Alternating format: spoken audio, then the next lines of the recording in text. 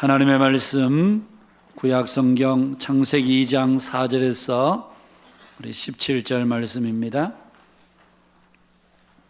구약성경 창세기 2장 4절에서 우리 17절 말씀 제가 봉독하겠습니다. 이것이 천지가 창조될 때에 하늘과 땅의 내력이니 여호와 하나님이 땅과 하늘을 만드시던 날에 여호와 하나님이 땅에 비를 내리지 아니하셨고 땅을 갈 사람도 없었으므로 들에는 초목이 아직 없었고 밭에는 채소가 나지 아니하였으며 안개만 땅에서 올라와 온 지면을 적셨더라. 여호와 하나님이 땅의 흙으로 사람을 지으시고 생기를 그 코에 불어넣으시니 사람이 생명이 되니라. 여호와 하나님이 동방의 에덴에 동산을 창설하시고 그 지으신 사람을 거기 두시니라. 여호와 하나님이 그 땅에서 보기에 아름답고 먹기에 좋은 나무가 나게 하시니 동산 가운데에는 생명나무와 선악을 알게 하는 나무도 있더라. 강이 에덴에서 흘러나와 동산을 적시고 거기에서부터 갈라져 네 군원이 되었으니 첫째 이름은 비손이라. 금이 있는 하윌라 온 땅을 둘렀으며 그 땅의 금은 순금이요 그곳에는 베들리엄과 호마노도 있으며 둘째 강의 이름은 기혼이라. 구스 온 땅을 둘렀고 셋째 강의 이름은 히데겔이라. 아수르 동쪽으로 흘렀으며 넷째 강은 유브라데더라. 여호와 하나님이 그 사람을 이끌어 에덴 동산에 두어 그것을 경작하며 지키게 하시고 여호와 하나님이 그 사람에게 명하여 이르시되 동산 각종 나무의 열매는 내가 임의로 먹되 선악을 알게 하는 나무의 열매는 먹지 말라. 내가 먹는 날에는 반드시 죽으리라 하시니라. 아멘. 우리 옆 사람들 가면 인사하실까요? 반갑습니다. 사랑합니다. 축복합니다. 인사 좀 합시다. 사도행전 9장에 보면 욥바의 다비다라고 하는 여제자의 이야기가 나옵니다. 그의 이름을 번역하면 도르가라. 여기서 번역한다는 말은 아람식으로 말하면 다비다, 헬라식으로 말하면 도르가. 원래 이 다비다, 도르가 이 뜻은 사슴이라고 하는 뜻을 가지고 있습니다. 그는 선행과 구제를 많이 했던 제자였습니다. 그런데 그가 병이 들어 죽습니다. 평소 그녀의 도움을 받았던 많은 과부들이 그 죽음을 참으로 안타까워하며 슬퍼했습니다. 그런데 마침 그 이웃 성읍 루다에 베드로 사도께서 와 계신다는 소문을 듣게 되고 두어 사람을 거리로 보냅니다. 와서 우리의 여제자 다비다를 살려주세요 라는 것이었죠. 그래서 베드로는 급히 와서 모여있던 사람들을 다 내보내고 무릎을 꿇고 간절히 기도합니다. 그리고는 시체를 향하여 선포합니다. 다비다야 일어나라. 그러자 순간 놀라운 일이 일어났습니다. 조금 전까지만 해도 아무런 의식이 없었던 그가 눈을 떠서 베드로 사도를 보고 일어나 앉는 것이었습니다. 그 일로 인해서 욥바 사람들이 많이 예수님을 믿게 되는 일이 있었다. 성경이 그렇게 기록을 하고 있습니다.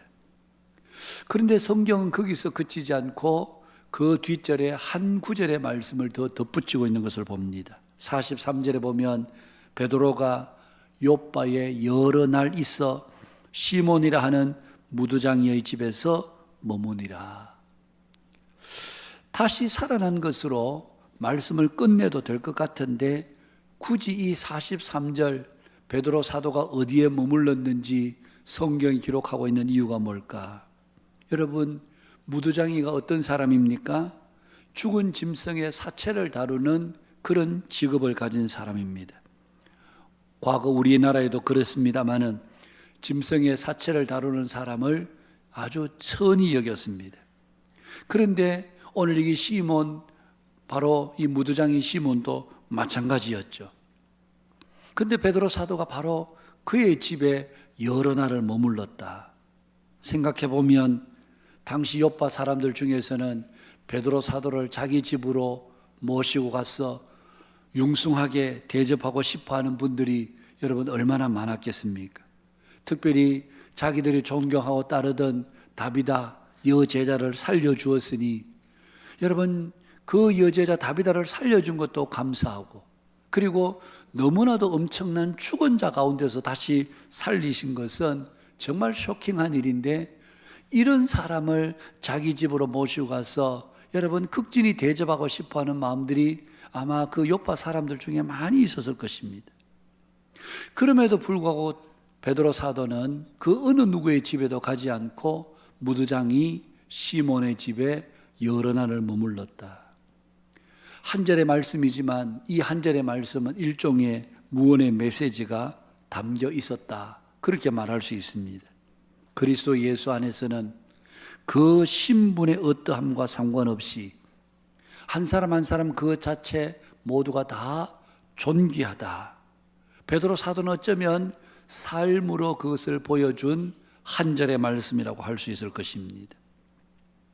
여러분 하나님이 만드신 모든 사람, 하나님의 형상과 모양을 따라 만든 모든 사람들은 그 자체로 존귀합니다.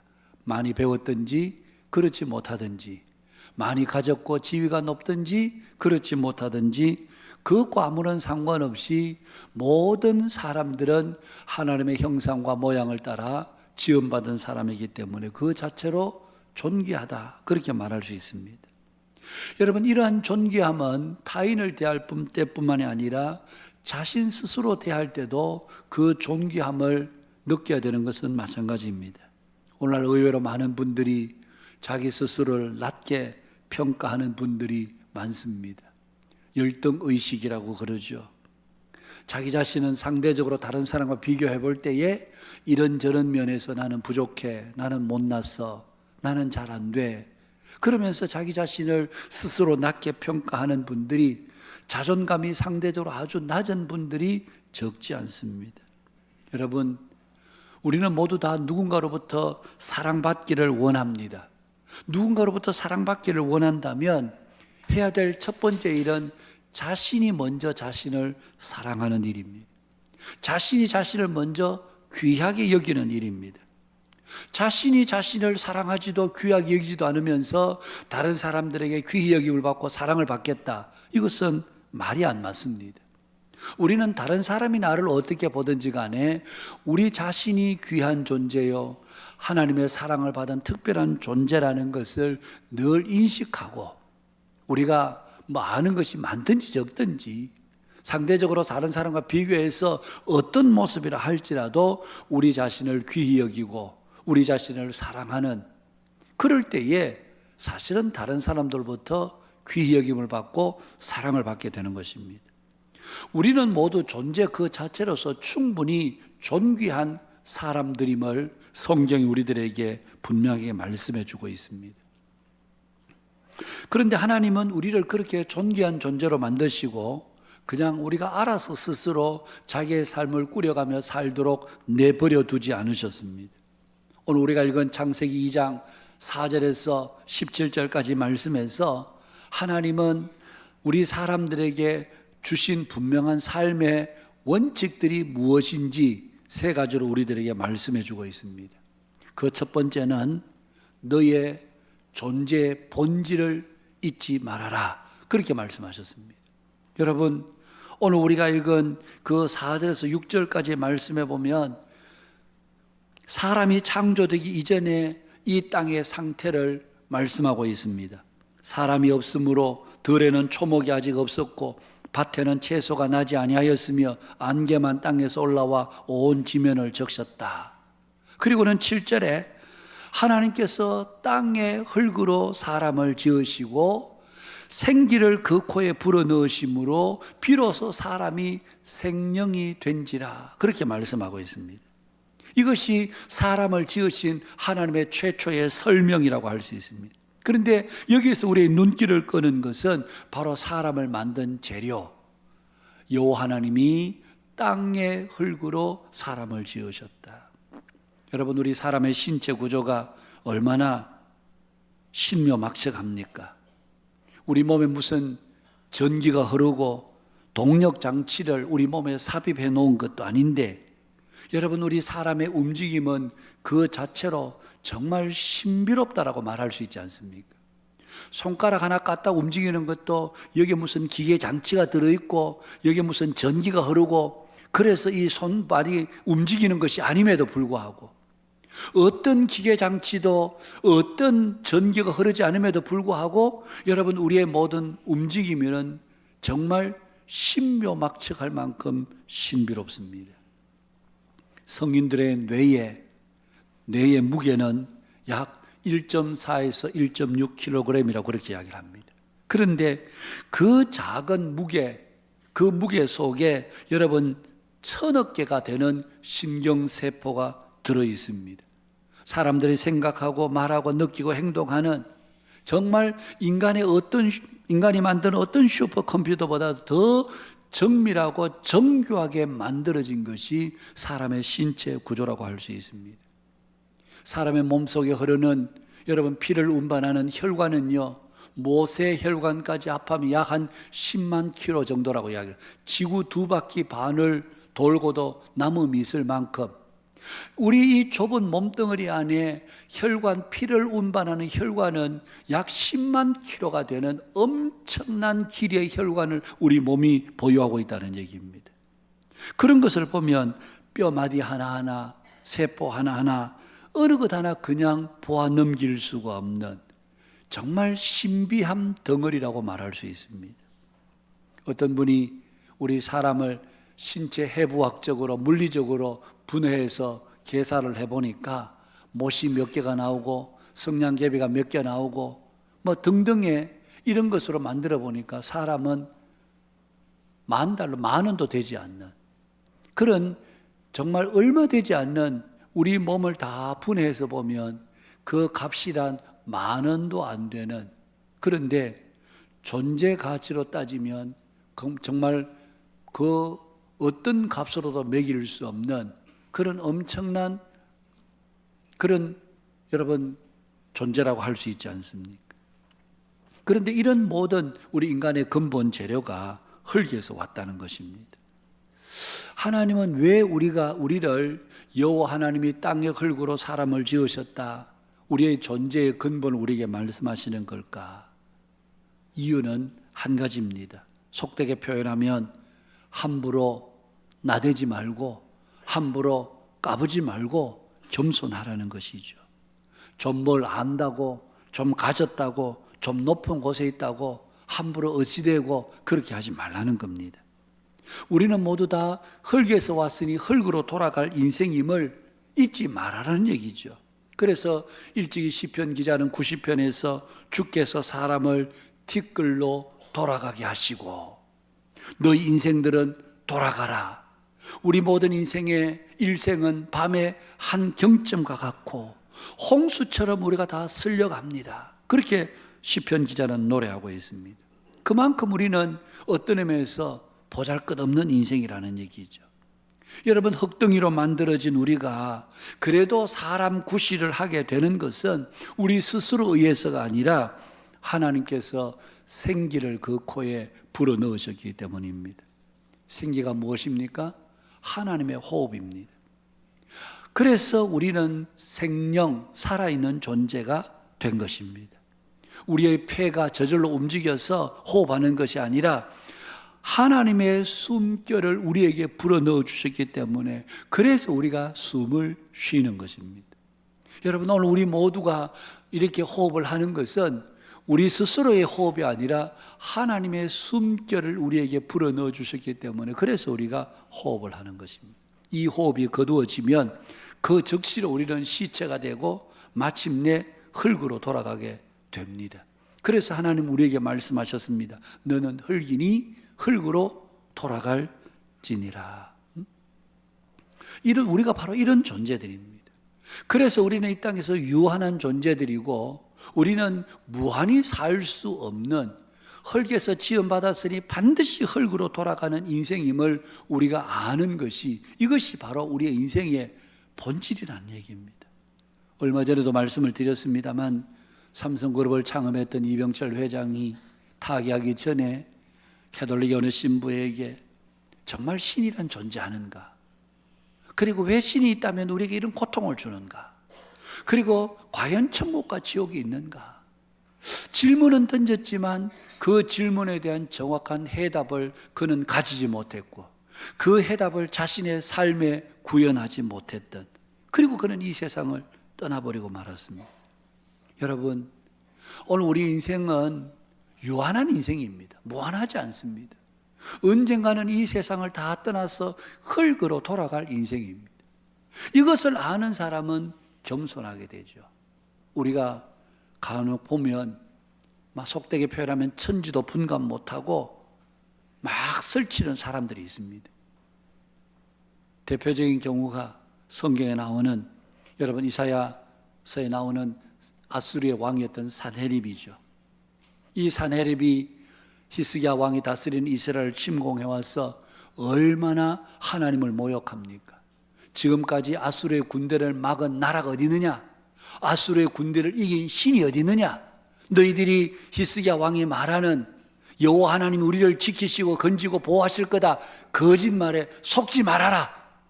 그러면서 이스라엘 백성을 위협하고 협박합니다.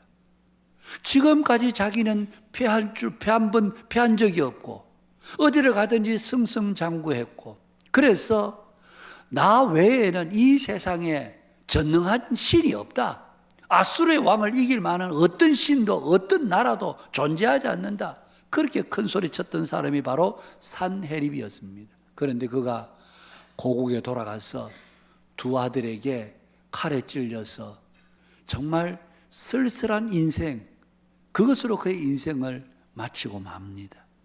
한치의 인생의 앞길을 내다보지 못한 것이요, 그리고 흙으로 지음받은 자신의 존재 가치를 제대로 인식하지 못한 결과였다라고 할 수 있을 것입니다. 오늘 우리가 자신이 흙에서 왔고 흙으로 지음받은 인생임을 아는 사람은 늘 매사에 하나님 앞에 겸손하게 되죠. 내가 아무것도 아니다. 흙으로 돌아갈 인생이다. 그러면서 자기 자신을 겸손하게, 그리고 하나님 앞에 겸허하게 살아가는 인생이 되는 것입니다. 그래서 오늘 하나님은 여러분 사람을 고귀하게 지으시고 오늘 사람의 내력을 이야기하시면서 너희들은 땅의 흙으로 지음받은 인생임을 잊지 말아라, 그것을 우리들에게 당부해 주신 것입니다. 그리고 두 번째는 너의 사명을 기억하라. 15절에 보니까 여호와 하나님이 그 사람을 이끌어 에덴 동산에 두어 그것을 경작하며 지키게 하시고, 우리는 경작, 그러니까 농사와 관련지어서 생각하는 경향이 있습니다만은, 그러나 오늘 여기 경작이라는 말은 꼭 농사만을 이야기하는 것은 아닙니다. 여러분, 에덴이 얼마나 넓은 곳입니까? 1000평, 2000평, 10,000평, 20,000평이 아니라 이 에덴은 아담 홀로, 그리고 뒤에 만들어진 하와와 함께 이 에덴을 다 경작, 농사를 지을 수가 없습니다. 그리고 실제로 농사는 아담의 범죄한 이후에 하나님께서 사람에게 너는 종신토록 땀을 흘려야 이 땅의 소산물을 먹게 될 것이라는, 농사는, 땅의 경작은 사실 범죄 이후에 주어진 형벌이었습니다. 오늘 여기 에덴을 경작하라는 말은 에덴을 잘 가꾸고 보호하라는 말입니다. 여러분, 에덴이 어떤 곳입니까? 에덴은 바로 하나님의 임재, 하나님의 기쁨, 하나님의 영광, 하나님과의 교제가 있는 것이 바로 에덴입니다. 오늘 하나님의 임재, 하나님의 기쁨, 영광, 교제가 있는 곳이 어디입니까? 바로 교회입니다. 예전에 제가 이 설교를 준비하면서 오래전에 창세기를 내가 어떻게 설교했는지 한번 보니까, 그때 당시는 이 경작하라, 지키라 이 말씀을 가지고 우리가 이 자연 환경을 보호해야 됩니다, 우리가 아껴 써야 됩니다, 이 지구가 점점 더워지고 있습니다, 이런 내용으로 제가 설교를 했더라고요. 그런데 이번 설교를 준비하면서 여러 책들을 보다 보니 이것이 꼭 자연 환경을 보호하고, 물론 해야 되겠지만 그런 의미가 아니라 여기 에덴 동산에 두어 그것을 경작하며 지키게 하시고, 그러니까 2장 4절에 나오는 땅과 오늘 여기 15절에 나오는 땅이 다릅니다. 2장 4절에 나오는 땅은 에덴 동산 밖의 땅을 이야기하고, 오늘 여기 2장 15절에 이 하나님께서 아담에게 하신 말씀은 에덴 동산을 이야기합니다. 바로 에덴 동산은 하나님의 임재, 영광, 기쁨이 있는 곳입니다. 오늘 우리 시대에 하나님의 임재, 기쁨, 영광, 교제가 있는 곳은 어디겠습니까? 바로 교회입니다, 여러분. 그리고 우리 자신들입니다. 하나님의 백성들이 가져야 될 1차적인 사명이 있다면 그것은 바로 교회의 하나님의 그리스도의 몸인 성전을 잘 지키는 것입니다. 고린도전서 3장에 보면 분쟁하는 고린도 교회 성도들에게 사도 바울이 권면하면서 너희가 하나님의 성전인 것과 하나님의 성령이 너희 안에 거하시는 줄 알지 못하느냐. 오늘 우리는 영적 처소인 교회를 잘 지키고 보호해야 합니다. 세속적인 물결이 거짓 이단 사상들이 교회 가운데 함부로 침범해 오지 못하도록 우리가 우리 교회를 잘 지켜야 됩니다. 그리고 교회를 지킨다는 것은 여러분 다른 것이 아니라 이 건물을 잘 지킨다는 게 아니고 우리 공동체의 믿음을 잘 지키는 것이고, 그것을 좀 더 세밀하게 이야기한다면 바로 우리 한 사람 한 사람 우리 자신들의 믿음을 잘 지키는 것이라고 말할 수 있습니다. 오늘 우리는 우리의 믿음을 잘 지켜야 됩니다. 여러분, 오늘 우리가 함께 신앙생활을 하면서 오늘 우리의 영적 상태는 어떠한가? 우리는 우리의 믿음을 잘 지키고 있다고 생각하는가? 교회를 열심히 나온다 이런 문제가 아니고, 내가 교회 봉사를 많이 하고 있다 이런 문제가 아니고, 우리의 매일매일의 삶에서 우리의 신앙을 하나님 앞에서 믿음 생활을 잘 지키고 있는가 하는 것입니다. 하나님 앞에 우리가 영적인 믿음의 사람들로, 하나님의 사람들로 우리가 든든히 서 있는가? 오늘 어쩌면 오늘 우리는 세속의 영향을 많이 받습니다. 우리가 세속화되면 교회는 세속화된 교회가 되는 겁니다. 우리는 세상의 물질의 영향을 받고 세상의 가치관의 영향을 받고, 그러면서 우리는 나도 모르는 사이에 세상의 기준과 가치관을 따라서 살아가고 있는, 그렇다면 교회는 세속화되었다라고 말할 수 있는 것입니다. 그래서 무엇보다도 우리가 우리 자신을 잘 지키는, 우리 젊은 부모님들은 우리 가정에서 아이들을 키울 때도 어떤 가치와 어떤 기준으로 우리 아이들을 키울 것입니까? 직장 생활 하시는 분들은 어떤 가치와 기준을 가지고 직장 생활을 할 것인가? 돈에 대해서도 우리가 어떤 가치와 기준을 가지고 이 돈을 벌고 이 돈을 사용할 것인가? 여기에 대한 명확한 기준이 없으면 우리는 세속화의 물결에 자신도 모르는 사이에 휩쓸려서 떼내려가고 있다고 말할 수 있습니다. 여러분, 우리 자신들은 생각을 잘 지켜야 됩니다. 무엇보다도 우리의 감정을 잘 지켜야 됩니다. 우리의 생각 속에 악한 생각, 나쁜 생각, 육신의 정욕, 음란한 생각, 이런 생각들이 우리의 생각과 우리의 마음을 지배하지 못하도록 우리의 생각의 방어막을 확실하게 우리가 쳐야 되는 것입니다. 또한 우리의 감정도 우리가 잘 다스려야 됩니다. 성질 나는 대로, 기분 내키는 대로 그렇게 한다면 여러분, 우리는 반드시 세상의 물결에 우리는 따라가게 됩니다. 그래서 무엇보다도 우리의 생각과 감정을 잘 지키는 것이, 첫 번째는 우리 자신을 지키는 것이요, 더 나아가서 교회를 지키는 것이 되고, 그것은 곧 하나님께서 말씀하신 에덴을 경작하고 지키는 것이 되는 것입니다. 이런 일들을 위해서 우리에게 하나님께 주신 사명이 바로 이 사명입니다. 우리는 나그네와 같은 짧은 인생을 삽니다. 짧은 인생을 별 의식 없이 살면 헛되게 살 가능성이 많습니다. 세상을 따라가면서 정신없이 따라가면서 사는 경우들이 많이 있습니다. 그런데 우리가 이 땅을 살아갈 때 헛되게 살지 않고 마음과 생각을 지키고, 무엇보다 나그네로 짧은 인생을 살면서 언젠가는 흙으로 돌아가고 언젠가는 하나님 앞에 서게 될 텐데, 하나님 앞에 섰을 때 내가 어떤 모습으로 설 것인지를 늘 생각하면서 믿음으로 사는, 그것이 바로 에덴을 경작하고 지켜야 되는 우리의 사명이라고 말할 수 있습니다. 마지막 세 번째는 하나님께서 우리에게 주신 규칙이 있습니다. 16절에 보면 여호와 하나님이 그 사람에게 명하 이르시되 동산 각종 나무의 열매는 내가 임의로 먹되 선악을 알게 하는 나무의 열매는 먹지 말라. 내가 먹는 날에는 반드시 죽으리라.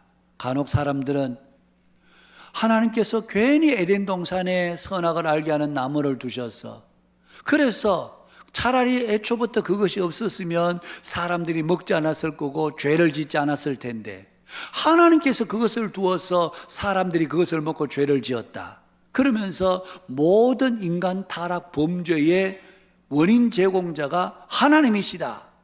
그렇게 사람들은 궤변 같은 논리를 펼칠 때가 있습니다. 여러분, 하나님께서 왜 동산 가운데 선악과를 두셨습니까? 하나님께서 선악과를 두신 것은 여러분 그만큼 우리 인간을 로봇으로 만들지 않았다는 얘기입니다. 선악과를 두신 것은 하나님께서 우리 사람에게 자유의지와 삶의 자기 결정권을 우리에게 100% 보장해 주셨다는 말입니다. 우리는 매일매일 수없이 많은 일들을 선택할 수 있습니다. 하나님의 길을 따를 것인지 아니면 죄악의 길을 따를 것인지, 하나님이 기뻐하시는 일을 할 것인지 아니면 나 자신만을 위해 살 것인지, 우리는 매일 매 순간 이런 선택을 우리는 요구받습니다. 아침에 눈을 떠서 하루 일과를 시작하면서 먼저 말씀 앞에서 시작할 것인지, 기도하고 하루를 시작할 것인지, 아니면 오늘 내가 하고 싶은 일을 쫓아서 할 것인지, 우리는 매일매일 아침에 선택을 받습니다. 이런 자기 결정, 하나님 앞에서 우리는 선택할 수 있는 존재로 우리가 부름을 받았습니다. 몇 주 전에 저희 교회 한 청년이 대학을 졸업하고 창원에 직장을 따라와서 저희 교회를 왔습니다. 인사를 하는데 제가 목사님께 세례를 받았습니다. 그러는 거예요. 내게 세례를 받았어요? 자기가 중학교 때 자기가 세례를 받았다는 거예요. 알고 보니까 이전 교회 다닐 때 이 아이에게 세례를 준 기억이 나는 거예요. 그리고 그래, 너희 아빠 엄마가 누구시냐니까 아빠 함자가 이렇고 엄마가 누구시라고 보니까 이제 그 아이가 생각이 나는 거예요. 이 부모님들은 청도에 사십니다. 청도 반시 감농사를 크게 하고 특별히 감말랭이를 이 집에서 기계를 놓고 생산해서 밭이 굉장히 큽니다. 그래서 생산하는 분이신데, 이분이 청도에서 대구에 제가 섬기던 교회까지 사실 매일 아침에 오려면 1시간을 넘게 차를 타고 와야 되는데 매주일 오셨습니다. 처음에는 그냥 가까운 교회로 가시죠. 그래도 자기가 이제 이 교회에 오겠습니다. 그래서 두 부부가 수년을 함께 교회를 섬겼었습니다. 초신자로 오셨습니다. 그런데 한 번은 이분이 그런 간증을 하세요. 어느 날 아침 교회를 간다고 나섰는데 이분이 그 감농사를 크게 하다 보니까 감밭 곳곳에 벌통을 넣고 벌농사도 꿀도 함께 생산했는데, 아침에 교회 간다고 나와보니까 여왕벌이 밖에 나와 있더라는 거예요. 이게 교회 갔다 오면 분명히 저 여왕벌이 날아가 버리면 원래 이게 지금 이 꿀농사를 완전히 망치는데 이걸 어쩌나. 벌을 집어넣고 가려니 예배 시간이 안 맞을 것 같고 못 맞출 것 같고, 그래서 두 부부가 모르겠다, 날아가면 날아가고 꿀이 되든지 말든지 일단 가서 교회 가서 예배 드리자. 그리고 교회 와서 예배 드리고 전심 먹고 차 타고 돌아가면서 아마 여왕벌이 날아갔을 거야 생각하고 왔는데, 아침에 보았던 그 자리에 여왕벌이 하나도 안 움직이고 거기에 그대로 붙어 있더라는 겁니다. 그래서 다시 벌통에 집어넣어서 그의 꿀농사를 제법 잘 하셨죠. 제가 그 이야기를 들으면서 이분이 이제 믿은 지 얼마 안 되었음에도 불구하고 어떤 면에서 선택이잖아요. 이거 지금 오늘 예배는 주일날, 다음엔 주일 가도 되고 주일 예배는 언제든지 있으니까 다음 주에 가도 되는데, 이거 지금 이거 안 집어넣으면 이거 한 해 농사 망친다 생각하고 그렇게 할 수 있음에도 불구하고 이분은 믿음의 길을 선택하는, 그러면서 이분이 작은 체험이지만 하나님께서 함께 하시는구나, 이것을 이분이 경험한 거죠. 여러분, 우리가 늘 선택에 가로놓여 있을 때 자신의 육신을 위해 선택하면 하나님을 경험할 시간이 없습니다. 경험할 수가 없습니다. 그런데 나를 버리고 말씀을 선택하다 보면 거기에서 우리는 하나님을 경험하게 되는 거죠. 여러분, 하나님은 우리에게 이런 자유의지, 자기 결정권을 주셨습니다. 그리고 이스라엘 백성들이 하나님은 늘 아담과 하와에게도 마찬가지지만 이스라엘 백성들에게 늘 하나님은 약속을 하셨습니다. 그것을 성경적인 용어는 언약입니다. 출애굽기 19장 5절에서 6절 말씀에 보면 세계가 다 내게 속하였나니 너희가 내 말을 잘 듣고 내 언약을 지키면 너희는 모든 민족 중에서 내 소유가 되겠고 너희가 내게 대하여 제사장 나라가 되며 거룩한 백성이 되리라. 여러분, 오늘 하나님께서 출애굽기 이스라엘 백성들에게 내 소유가 되겠다는 말은 하나님의 소유가 되겠다는 말, 하나님의 종으로 쓰겠다는 말이 아니라 하나님의 소유가 되고 제사장 나라가 되고 거룩한 백성이 된다는 말은 하나님 당신이 가진 모든 것이 너희들의 것이라는 얘기입니다. 너희가 내 말을 잘 듣고 내 언약을 지키면 너희들이 이렇게 된다는 얘기입니다. 신명기서에 보면 하나님은 모세를 통해서 너희들이 들어가는 가나안 땅에서 하나님을 경외하고 우상 섬기지 않고 하나님의 말씀을 너희들이 잘 지켜 행하면 너희들이 가나안 땅에 들어갔을 때 너희들이 짓지 아니한 집에 살 것이고 너희들이 심지 않은 것을 먹게 될 것이고 너희들이 파지 않은 우물들을 너희들이 마시게 될 것이다. 너희들이 들어가는 그 가나안 땅은 먹어서 배부르고 조금도 부족함이 없는 땅이 될 것이다. 그러면서 하나님은 이스라엘 백성들에게 너희들이 추수할 때 밭 모퉁이 내 모퉁이는 베지 말아라. 나달들이 떨어져 있으면 그거 다시 주우러 가지 말아라. 무화과나 포도나무에 항상 일정 부분들을 남겨두어라. 모조리 다 쏘가라는 것이 아니고 남겨두어라. 왜냐하면 그 땅에 있는 나그네들과 고아들과 가부들이 어려운 분들이 와서 먹을 수 있도록. 여러분, 이스라엘 백성들이 하나님의 말씀에 순종했을 때 그들은 항상 부족하지 않았습니다. 그들이 하나님의 말씀에 순종했을 때는 어떤 외적의 세력들도 이스라엘 땅을 침범하지 못했습니다. 앞서 말씀드린 대로 히스기야 왕도 그 어려운 순간에도 말씀 앞으로 하나님 앞으로 나아갔을 때에 여러분 산헤립이 예루살렘을 포위하고도 화살 한번 쏘아보지 못하고 고국의 땅으로 돌아가서 거기서 그는 마지막 죽음을 당하게 되죠. 이스라엘 백성들이 약할 때는 아무리 군대가 강하고 아무리 그들이 잘 방배해도 항상 그들은 외적의 침을 받았습니다. 그래서 결국은 나라가 멸망하고 맙니다. 하나님의 약속은 분명합니다.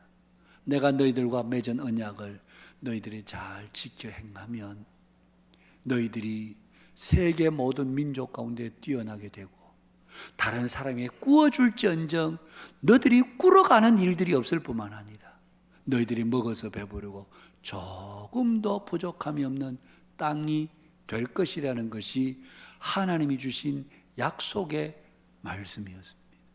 오늘 우리에게 동일한 약속의 말씀을 주셨습니다. 어렵지만 말씀에 순종하고 말씀에 순종할 때에 하나님은 말씀 가운데서 우리를 인도해 주시냐.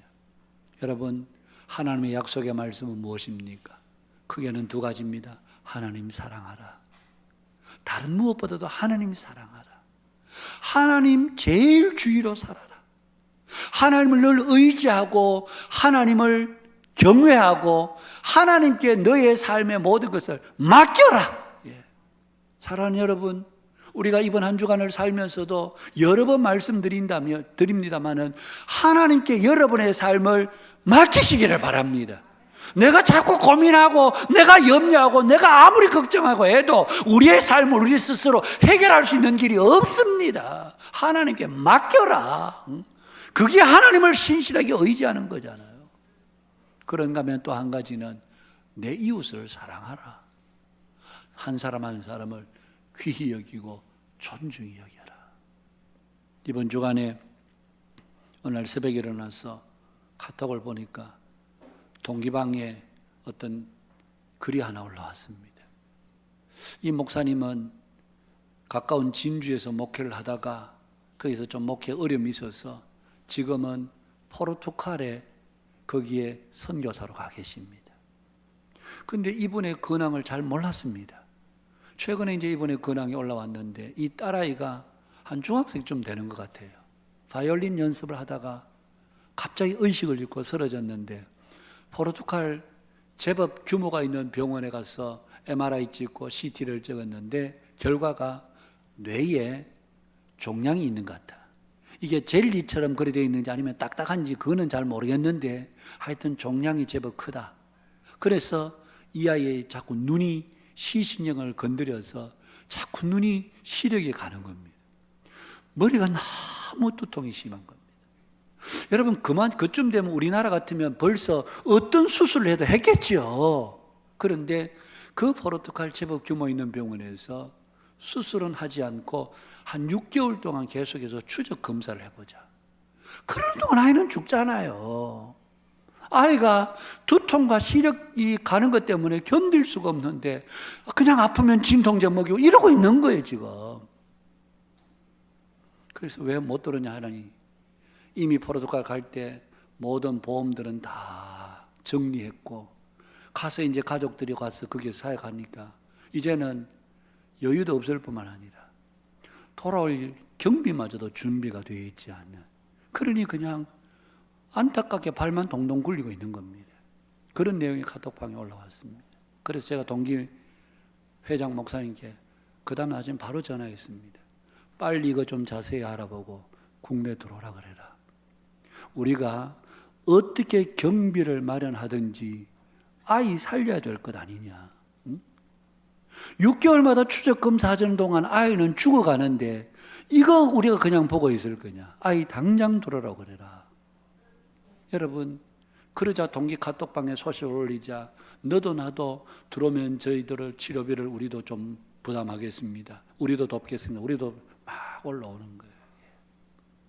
여러분, 우리가 돌아봐야 될 이웃들에게 우리가 무관심하고 우리가 다 돌아볼 수는 없다 할지라도 우리가 그런 사람들을 돌아보는 것은 바로 하나님의 사랑을 우리의 삶에서 실천하는 것이죠.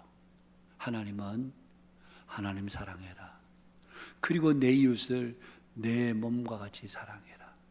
제가 그 글을 보면서 마음에 다 와닿았던 것이, 만약 우리 아이가 셋인데 우리 아이 중에 누가 하나가 이런 상황이라면 나는 어땠을까? 똑같은 아비의 심정으로 내 아이가 지금 이런 상황이라면 나는 어땠을까? 이런 생각이 가슴에 확 밀려 들어오면서 이거 그냥 가만둬서 될 일이 아니구나. 여러분, 오늘 우리가 돌아봐야 될, 우리 한 사람 한 사람이 다 소중합니다. 귀하지 않은 사람이 없습니다. 모두가 다 귀한 사람들. 그래서 우리가 존귀하게 여기는. 하나님 오늘 창세기 2장의 말씀을 통해서 우리에게 세 가지를 말씀합니다. 너는 흙이다. 흙인 것을 잊지 말아라. 그리고 마침내 흙으로 돌아간다. 분명하게 선언하셨습니다. 또한 너희들이 지켜야 될 것은 바로 너 자신, 하나님의 임재가 있고 영광이 있고 교제가 있는 교회 공동체, 우리가 반드시 지켜야 될 건강한 신앙 공동체로 지켜야 될 사명이 우리에게 있다. 세 번째는 바로 하나님의 말씀에, 언약의 말씀에 충성하고 신실하게 순종할 때 하나님은 우리들에게 생명의 복을 주시는 놀라운 은혜를 우리에게 약속해 주셨음을 저와 여러분이 마음 가운데 확신하고 나그네로 사는 동안 허투루 살지 않고 그냥 내가 하고 싶은 일, 내가 즐기고 싶은 일 정신없이 살다가 하나님 앞에 은혜를 불현듯 서는 일이 없도록 매일매일 하나님, 저는 흙입니다. 흙으로 돌아갈 인생입니다. 살아있는 동안 주의 말씀에, 주님의 약속에 충성되이 잘 살다가 주님 앞에 서게 해 주옵소서. 거룩한 믿음의 결심이 오늘 이 아침 우리 모두의 굳은 결심 되실 수 있기를 주님의 이름으로 축복합니다.